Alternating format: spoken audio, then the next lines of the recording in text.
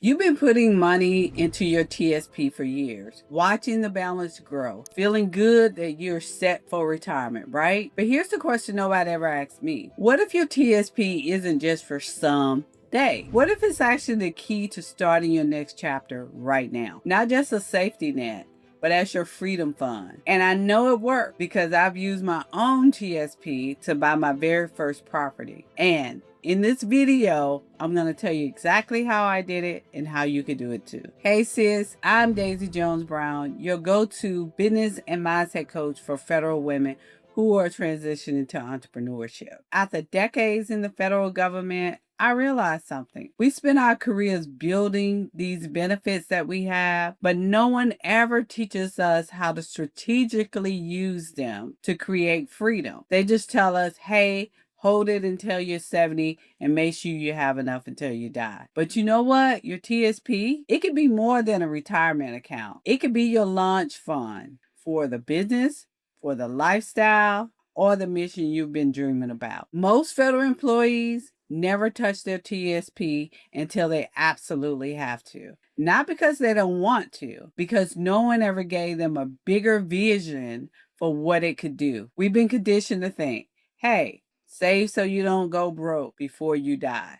But what if instead you thought, save so I can buy back some time? Save so I can take a calculated risk? Save so I can choose how I spend the rest of my life? I'm not here to tell you to blow through your savings. That's what I'm not trying to do, because I'm not trying to blow through mine either. I'm here to show you how to use it on purpose. Today, I'm going to share with you 3 ways I've used my TSP to fund my freedom. I'm going to go back to the first one, real estate. So I tapped into my TSP and used it as part of funding for my very first property. So here's how I did it. My husband and I, we took the funds from my TSP. We bought the townhouse on a dare, really. And then what we realized from a friend of ours, they were like, hey, you want more properties? Why don't you take a HELOC out on that townhouse? And which what a HELOC really is like a line of credit you could take out on an asset you own or a property that you own. So we took a HELOC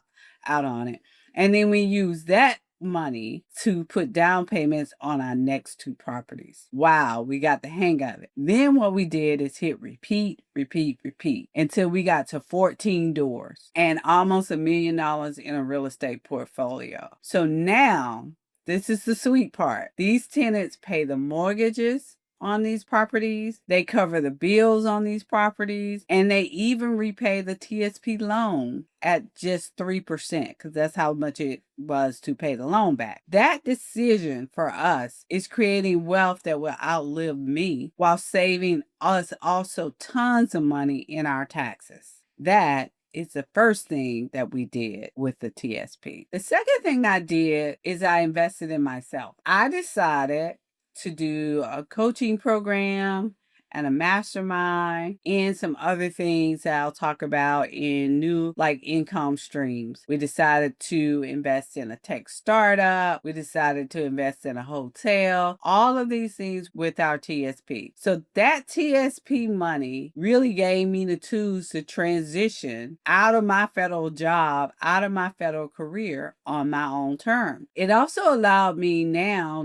that I'm retiring or in the final stages of getting ready to retire, to work in my zone of genius as a coach. It also gave me the freedom to create when, where, and how I want to work. And I've also worked with other coaches and coached other women who's done the same thing with their TSP. Some have launched their coaching and consulting businesses. Some have taken a sabbatical just to recharge after a long career where they just get to rethink what they want to do with their second half. And some have even funded passion projects and travel and later turn that into income. I have one young lady that I work with that's a retired federal employee, and she goes to Ghana 3 times a year. But she doesn't go just to vacate. She also goes and she has connected with a vendor there, and now she brings those products back and she make custom products out of Ghana that she sell here in the United States that fund her lifestyle, and she get to travel all over the world.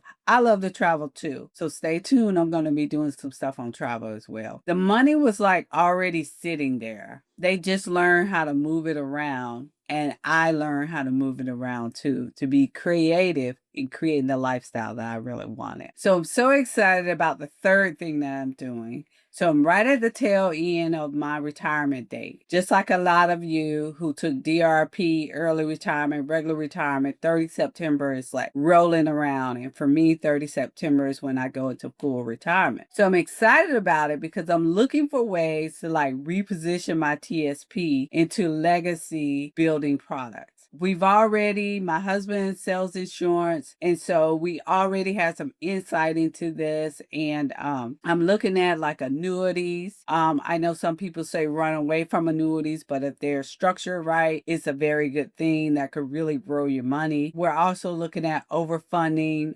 IUL, life insurance policies. That's something that's so great, I think, and it's something that people should do really early rather than later. I wish I knew about it 20 years ago, but I'm going to use these things to help create the legacy that I want to leave that's way beyond me. I'm not telling you what to do, but I'm really challenging you to think outside of the box about your TSP and how it can help you reach your goals, because it has certainly helped me reach my goals. And I just told you 3 ways that I have really maximized my TSP, and I haven't drained my TSP. And it's something that you can think about too. Is like, how could I use TSP in such a way where it'll help me maximize what I really want to do in my second half? So if you're considering like tapping into your TSP, here are like some smart moves to keep in mind. So you really do need to know your withdrawal rules, especially if you're under 59 and a half, like me. Look into the penalties, exception, or phase withdrawal. You also need to get advice from someone who sees your vision. Not just someone who said play it safe, but answer questions that are aligned more with your goal. Because sometimes people just want to know,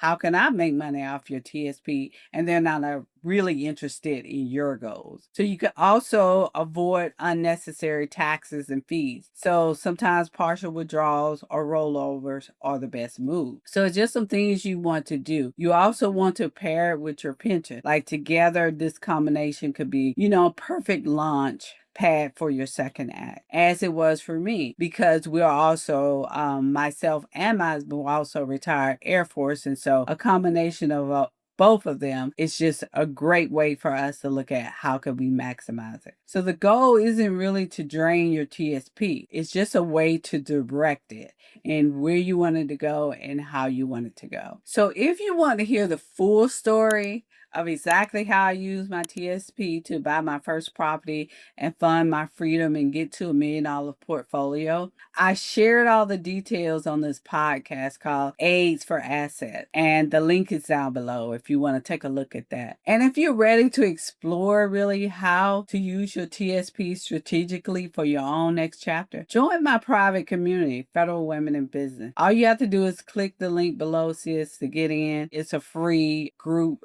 free community where we're in there just changing lives, and we can help you turn your TSP into a power move as well. So if this sparked something for you, drop a comment, share your biggest takeaways. I really want to know what you guys are thinking. And don't forget to subscribe to my channel so you never miss a strategy that could really change your second act. But remember, your TSP, it isn't just for retirement. It's for right now. Let's use it to build your freedom on your own terms.